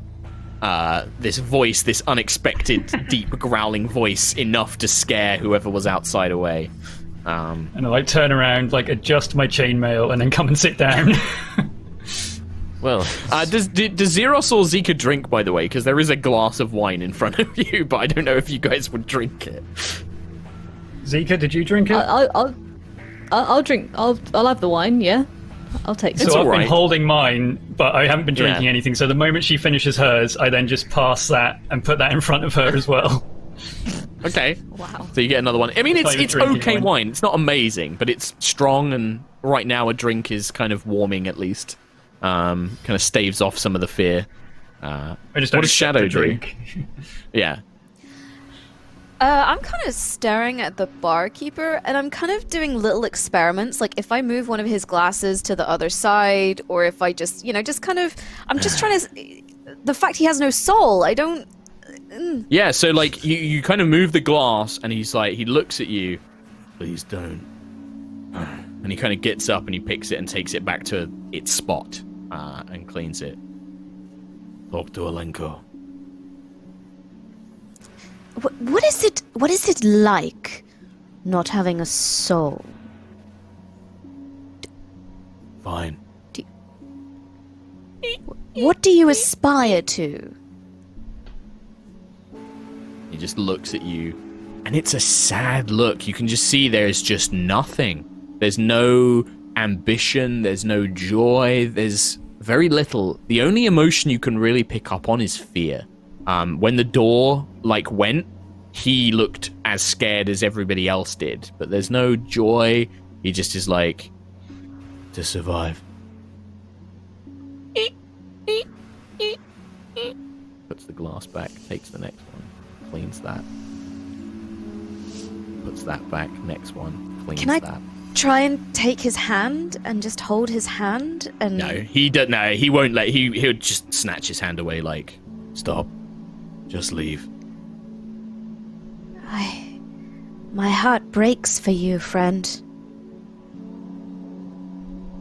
He kind of looks at you for a moment. Then you will not fare well in Barovia. And then he turns his back and goes to carry something to the back room. As this all goes down and the evening continues, Alenka kind of doesn't offer you any more wine, but the fire is at least warm, and you can hear, the sound of shuffling around and things like that. The evening is progressing. You don't really hear any noises from other houses. No other guests come into the tavern until around what you must think is about midnight, when there is an ear-piercing scream that echoes through the entire town. Even with the windows barred and the doors shut, you can't help it. And it's a genuine woman's scream of panic and fear. and then you begin to hear the clash of what sounds like maybe blades or like creatures growling and scrabbling coming from outside, and you see the Vistani look around just like, none of our business, and he begins shuffling his family out to probably the stairs that lead up to their living quarters. I was in the middle of like doing my painting on fire. Oh, sorry, you go. No, you go. You carry on. No, it's all right. You go. What do you mean, none of our business? None of your business? There are people out there in need. Then I suggest you go and help them, Shadow Beyond the Veil. And then he's like, you'll have to finish your painting another time, Miss Zika. My family needs to get safe. And he begins taking them upstairs. And you notice he doesn't wait for you. As soon as him and his family are upstairs, the door that's like the little kind of like ladders that lead up to the second floor is pulled up and shut. It's good to see Does this that happen often around here? The screams, do we know what that is? Do you know what it could be? Should we help? It's probably someone being killed or butchered by some unthinkable, horrible creature of the night. Well, then shouldn't we help? Well, that is why... Another scream echoes as Jesper speaks. Another kind of like... This time it's joined by like the sound of like a man in battle. Kind of like, come on! Get away!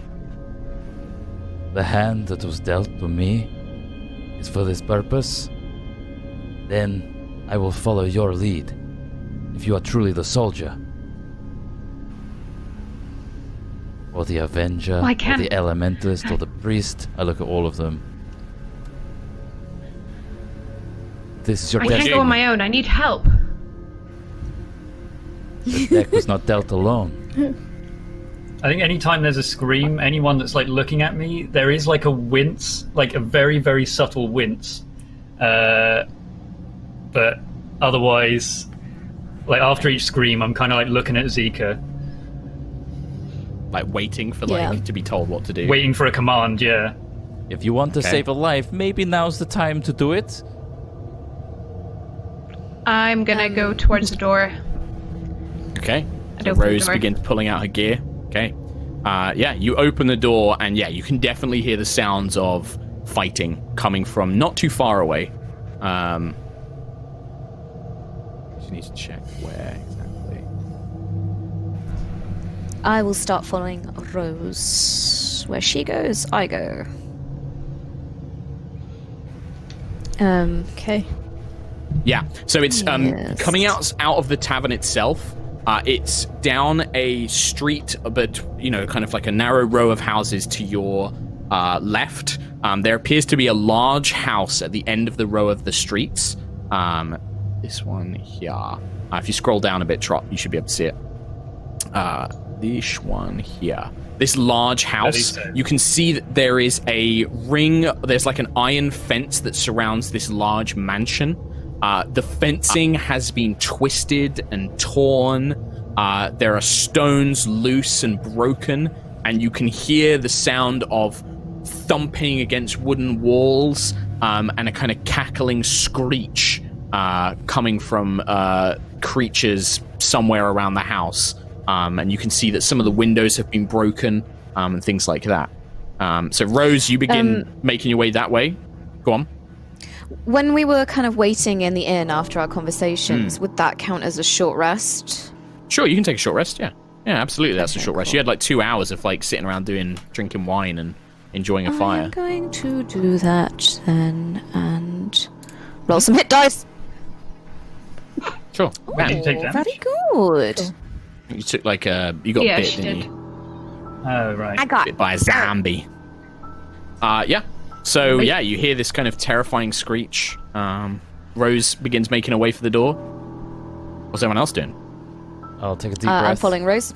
Okay. Mutter a Vistani prayer under my breath and walk out as well, drawing my swords. Okay. Leaving the 2 dragons inside for now. I'll clutch my Lyra necklace and just mutter to myself, if this is the fate we're given, then so be it. And I'll look to Zeros and gesture him to come with me, reluctantly. So be it. So be it. In that case, I'll walk ahead of her and await her to follow me, and then draw the sword. Okay. Head out. You begin running towards this house, which isn't too far away. It's a short dash down the street, and you can see that you see for the first time a couple of the houses. No light inside, but you can see a couple of like haunted faces, similar to the barkeeps in the tavern, kind of staring and looking out, trying to see what's going on, but not coming anywhere near the doors. As you rush down, you can see that a small group of husked, kind of shambling corpses are slamming on this huge pair of doors that lead into the mansion. There's maybe about 6 of them kind of like, kind of gripping onto it, trying to pull the boards free. Up above, there is at least a couple of the windows the boards have been ripped free, and you can see flying demons or devils, you're not quite sure, but they have these spined wings and tails, and they're kind of darting backwards and forwards as a crossbow bolt flies out of one of the windows, nearly impaling one. As it sends it spiraling, it turns and flings its tails, these spines, thud, thud, thud, thud, thud, into the windows.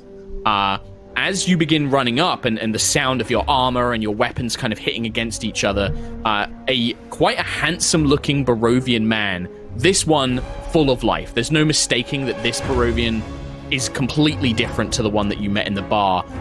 Blonde hair kind of streaking down to his shoulders. You can see that he's wearing sort of chainmail shirt, and he has a sword in one hand. He kind of risks looking out of the window for a moment, and he looks down, and he sees you. Hey, you there! Please help us! We'll pay you or something, but we need your help. There's a back door around the other side. Come in as quickly as you can. My father is waiting there. Please! And then he kind of has to duck inside like, Irina, no! And you can see him like lunge for somebody and pulls them back.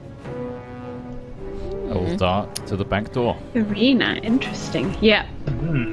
Okay, so following his instructions, you run around the side of the building, making your way, kind of almost like slipping through a gap where this iron fence has been torn apart. And you can see that there is a barred back door. As you reach it, a small slot kind of slides open, and you see the wild eyes of an older-looking middle-aged man. As he looks out, he's just like, You there! Are you going to help us? We want to. Please, let's in. And he throws it open, and you see quite a portly man wearing a velvet vest. He isn't wearing any armor, but you can see that he has what appears to be like a silvered hammer in his hands. He's like, Inside! Quickly! He's above us! Now! Okay. He pulls you all inside into a fairly well-furnished manor house, into what appears to be like a kitchen, and then he slams the door and bolts it numerous times, these big heavy steel bolts, and then puts a chair in front of the door as well, and is just like, Upstairs! The devils! They are trying to kill me and my son so that he can get her! And he kind of pulls you out. He doesn't even stop to really look at you. He just makes his way upstairs, not even looking behind him. As you can hear the sounds of something being smashed and broken. And then you hear the voice. Come, Irina. We are meant to be. Come to me now. Come. And then you just hear her like, Get away from her, you devil! And then things being thrown around and smashed. And you guys make your way upstairs, I'm assuming. Yeah. You can see that the door, looking from where you are, there's like a corridor that leads from the back door to where the front entrance, the entry hall may be. And you can start to see that some of these creatures, the zombies, have actually ripped like holes in the door. And there's these bloody stumps of fingers that have been worn, almost like broken in half as they've tried to pull the wood itself apart. And they're beginning to kind of look through, and you can see these haunted faces of armored zombies like breaking the wood as they go. It probably won't take them long before they break through. Can I use my channel divinity and turn undead? So you're going to go up to the door, and then you're going to turn undead. Yes, please. Okay, well, why don't you tell us how your turn undead work? So you'd probably see me reach into the pocket of my robe and pull out a holy symbol that you can't quite see, and then I'd press it against the door and start muttering words of a prayer. Technically, Mark, you need to make a wisdom saving throw of DC 12 for every creature within 30 feet. Okay, sure. And what you'd see is probably similar to what you saw before with Jesper, like a kind of golden blast kind of just come out and cover the door with kind of strange runes and etchings and symbols of a scarab beetle. Okay, and then what was the DC again, Kim? 12? Yeah. 12. Okay, so you hear, and at the moment I think you just frighten them away. I don't think you destroy them at your current level. Yes, that's No, destroy so undead. they try and move as far away away from me as they can. So you They hear can't take this reactions. kind of, blah, blah, blah. yeah, you hear this kind of inhaling of breath, like a as these creatures begin shielding their eyes from this, and it is a light, but I guess there'd be like a heavy darkness around you as well, Kim. Like the darkness would kind of pull in around on the edges, Shadow, you'd see, yeah, like heavy darkness, like clawing around Shadow, making the area around her darker, but then the light pressed against the door becomes incredibly bright as it burns for a brief moment. And yes, you hear the sound of these creatures retreating away from the door. So that's what Shadow does as Shadow moves, as she moves up to the door and does this. The rest of you rush upstairs, and you follow the older gentleman into quite a large bedroom with a big 4-poster bed, a desk where there are these almost little, quite precious little dolls, like a child's dolls that have been set out, but they don't look like they've been touched in years and years and years. And on the bed, in kind of a nightgown, clutching what appears to be a holy symbol in one hand and a knife in the other, is quite a striking woman with dark skin and dark, kind of almost reddish hair, and she's staring at this window that's been ripped open. And floating outside the window, you see the same man that you saw on the streets themselves. You see Count Strahd himself. Come to me. Invite me in, Irina. And you can see that holding her back is the muscular, blonde, handsome Barovian you saw before. He's physically holding this woman back and kind of trying to turn her away, and he's got his hand over her mouth. But at the other windows, breaking through them, are these 3 spined devils. Their clawed hands and almost like hawk-like features. They're like kind of smashing around. And that's probably where we're going to roll initiative next time for the Curse of Strahd. It's a little bit early, but otherwise we're going to have to jump in and do a thing. We're going to have to roll a combat. But yeah, we'll kick things off there next week with you guys rolling initiative. Back again. Yeah, so much Strahd in Curse of Strahd. He's got his own stuff to do. He's got his own things. He's a busy man. He's a busy man. Mark, this is absolutely wonderful. I am enjoying this so much. It. You like the mood tone has been set. I love it. Yeah, this is creepy as hell, and I love it. I live for it. And just to make a point, obviously it's a brand new campaign. It's a very big tone and shift. People are going to have to get into their characters. We're going to have to kind of get settled. It's a new thing for us. But I think that, it's set things up, and things will kick off more extremely from now on. And those of you who know Curse of Strahd will know that I've already adjusted things ever so slightly, little tiny tweaks. Yeah, I wanted to make a point about that. If you do know Curse of Strahd, please try your best. Do not spoil this for people who are experiencing this for the first time, just like us. Well, most of us. So try not to spoil it. People are going on this journey with us. But mega tonal shift. Hey, wait.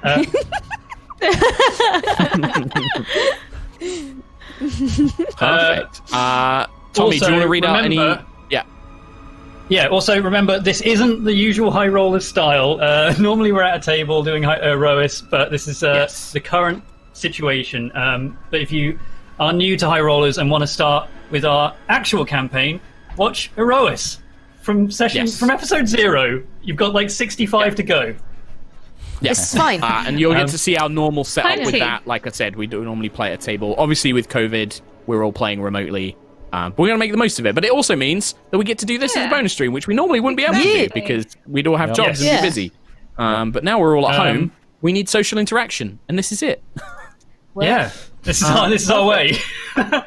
Yeah. Hey, I'm going to read some donations real quick. Ren Harrell, thank you very much. Almost, but not quite caught up on Erois. Made it to episode 56, so this is my first time watching your live. Love you all. Thank you very much. You're getting there. You'll get so close. B. Doof, Curse of Strahd hype. May our sexy vampire overlord be shipped with Starbane for all eternity. Hashtag Stradbane. Stradbane. Oh, I love it. That's amazing. Voynich82 with $32 dues. Thank you very much. Hi there. Take this token of my gratitude for the countless hours of joy you give me, and an extra big thank you for Mark, who inspires me to DM for my Shadowrun group, even though it still scares the shit out of me every time. It scares me too, dude. Like every time I sit down, I'm always nervous. So. Yeah, Gaming Adam, first-time donor. Sadly, it's not going well for me as schools have been shut down and online courses aren't working for me. So I've frozen in all subjects, which sucks, as I'm in my last year. We are trying to find solutions, but it's hard. This does help, so thank you. We believe. Yeah, I believe. We all believe. You'll get through. Yeah. It'll be fine. Posh Pingu with no message. Thank you very much. Hi Pereira with a 1/5 hundo. Hi guys. I would love to stay and watch, but I've had a few morning shifts and I've got another one tomorrow, so I'll have to rest. Really looking forward to see the new characters. P.S. Also, Kim, Shadow Beyond the Veil really pleases my inner goth. Some extreme goth going on. Pleases my inner goth and outer goth. Yeah. Goes to Sprinkles. Hey guys, loving the suspense and the mood of the campaign so far. So hyped. Also, small question for Mark. If you were a Pokemon, what type would you be? Me? I don't know. You. Bulbasaur, because it's the best one. Good answer. And then finally, stay sane and wash those damn hands, you nasty. Nightjar. Lovely, lovely Nightjar. 18 plus. Graphic descriptions of gore. Spoops. Guess I won't be sleeping on Thursdays for the foreseeable future. Love you guys, and you're looking fetch AF. We'll get there. Love you too, Nightjar. Thank you, Nightjar. Perfect, Thank thanks. you. One thing I wanted to do, Great. because we're not as restricted by finishing up in times and stuff. Go on, Tom. There's a couple more. Carry on. Oh, go on. No, I thought you said last one. You said last one. No, I didn't. You did. Raging Rhino. Can't watch live today, but I'm still hyped for a right? campaign around the creatures that scare me the most. So you have already do a cracking job. Good luck and don't die immediately. I'll speed up then. Risha Knight. Sorry, I said speed up, but then couldn't pronounce that name. More high rollers definitely helps out during these times. Plus, I can actually watch live. Been listening via podcast. Thank you, Tom. Hope you guys are doing all well. Love from Canada. Jimmy Keeber with a hundo. Oh! Shop Smart. Shop Stradmart. Thank you very much. Shy Laren, sup crew, loving the new series and everyone's characters. Nina's art is superb. Hope you're all well and staying safe. Kelwin AU with another hundo. Hi team, got up early in Australia to throw a live dono in after several years of VODing. Love you all. Stay strong. Stay safe. Stay safe. Dissimo, hey high rollers, first time in a while getting to donate, more important than ever, considering everything going on. I'm enjoying the stream with a few friends on Discord. Gotta say, it looks like Tom is crying out to say more. Hats off to RP Tom. Oh no, I'm enjoying I want to talk about very it. little. Yeah. I want to do a little post-game thing, so... Sure. Trandoracle with 124 Wow. dollars. Thank you. Thank you, man. First time watching live, love Curse of Strahd. You guys inspired me to start my own D&D group where I live, and this whole situation is made so much better by extra high rollers content. Love you all. Distance hugs X. Distance hug. Zen Blaster hug. with 6666. I called it on the Chaos Twins stream. Very good. Rhea and Thomas siblings. Yeah. I'm so happy and frightened. By I'm blood. already invested. Yeah, I'm already invested in everybody's new characters. I can already tell that Mark, a true master, will make the whole group manic and paranoid. Sorry, these keep coming in, though I thought there were less. Varys, $10, no message, thank you very much. Hobbs the Tiger, holy crap, I love this, I can't wait for more. Much darkness, it's great, thank you! And that's the end of it. Okay. Thank you, Tom. Thank you, everyone. Thank you so much, Thank you, everyone. There was so Just many because more we than I don't have expected. as limited in time, the one thing I did want to do, you can keep everyone up, Trot, because I know you're busy trying to play around with your overlays you worked hard on. But I wanted to basically just do like a little post game, like, you know, what were people's favorite moments? Are there any like things that you're thinking character wise that you want to explore more? Like, is there anything like stuff like that? Like, for example, like Tom, that was a great dono like question. Like, do you feel like there was more you wanted to say, but you've kind of committed to this very terse, quiet character, or are you just like glad that you can kind of absorb everything in? Oh man, no, this is so much fun. I didn't expect to enjoy Zeros as much as I do, because for me, like, a lot of the time I spend playing Erois, I spend thinking about what I want to say next as Quill. In this, all I have to think about is that one word that he's going to say that entire scene. And that gives me so much opportunity to just watch everything properly and just sit here looking grumpy. Oh, Nice. he's so cool. Yeah, perfect. What about anybody else? Anything? Go on. I just like him. I like Zeros. He's cool. Yeah. So one thing I want to point It's out. very cool. One thing I want to point out is Trot ran Curse of Strahd for me and quite a few people a few years ago as an offline stream thing. And obviously, you know, playing this now as a module, I know Trot has got a lot of knowledge about the system and stuff like that, which is why that we kind of chatted about him playing a Vistani, so that gives him a reason to know more stuff. But also I'm going to try and change things so that there are still surprises for him. And I think that the stuff I'm going to do will be stuff that Trot can enjoy and kind of dig into, because it is quite a big narrative shift for some of the stuff. So some stuff will, like, the locations will be the same, but quite a lot of the stuff that's gone on there will be a change. I've noticed the subtle changes, which I appreciate. And also, you know, you can only do Strahd in one way. And we only did it one way and visited certain locations. So I'll be interested to see the rest of the world, you know. Yeah, stuff that we never got to see and stuff like that when you were running it for us. And I just want to make that clear, because like I was inspired by Trot running it, because he did such a great game running it for us, that I've always wanted to run it for everyone else. So no, it's true though, man. Like I genuinely like want to, you know, shout out that, because I think it's important to recognize that. So I'll PayPal you later. Cheers. Thanks, man. Any favorite moments, Kim or Katie? Any kind of bits that stood out, or things that you want to kind of dig into with the character a bit more? Meeting Strahd for the first time was the best. Yeah, The I like wolf that we bit met was him like so first good. thing. Like, yeah. You might meet him quite a bit. So I'm in love with him Meeting already, wolves man. right away. Meeting wolves right away for Rose was an interesting one. yeah. that'll be There's a reason. Yeah. I know, I'm well aware. Yeah. There might even be there's worse things than regular wolves here in Barovia as well. So Yeah, I suspect Who so. knows? yeah. Who'da Nice. thunk Cool. it? Who'da thunk it? Perfect. Well, next week we'll kick off. I think for me it was just Zeros like just going up to the door and just being leave. Yeah, that was And good. then that's your contribution. I think that's what's good about this perfect. campaign Very is it lends itself to some really atmospheric role play, like, and there's a lot of like moments of that tension and like little sound effects and building pressure and outside forces coming in and always on edge. I like it. But, and this is something which the book and Chris Perkins highlights quite a lot, is you can't have it too dark all the time. So I think having a character like Jesper, having a character like Zeros who can lighten the mood, like with a joke or like by being a terse asshole, that's going to be a good thing to like bring. Because otherwise you can't, if you have tension all the time, it will lose its impact. So, like but I having did a- want to set yeah. this whole start up as like, there's a lot kicking off here and stuff like that. So, Totes. Peaks and yes. troughs. Yeah. Yes. Also, Perfect. Lava Carter, Right. being thank a you for a cat. half hundo. Ooh. Thank Thank you. you. Yeah. Lots of subs as well. So thank you guys for all of those. Yeah, there were tons of subs and a ton of gifted subs as well. So thank you if you have gifted a ton of subs as well. Perfect. Love you. Nice. Anything you. more? Anything more? No. This is the best. Lol at anyone thinking that this is real. It's not real hair. We I should have all not get pulled wigs. underneath. I'll get a I'd shake my Strahd head. wig. Get a straw. Yes. Yes. Sit there. I must admit, one I thing just I cut was my own thinking of hair. buying.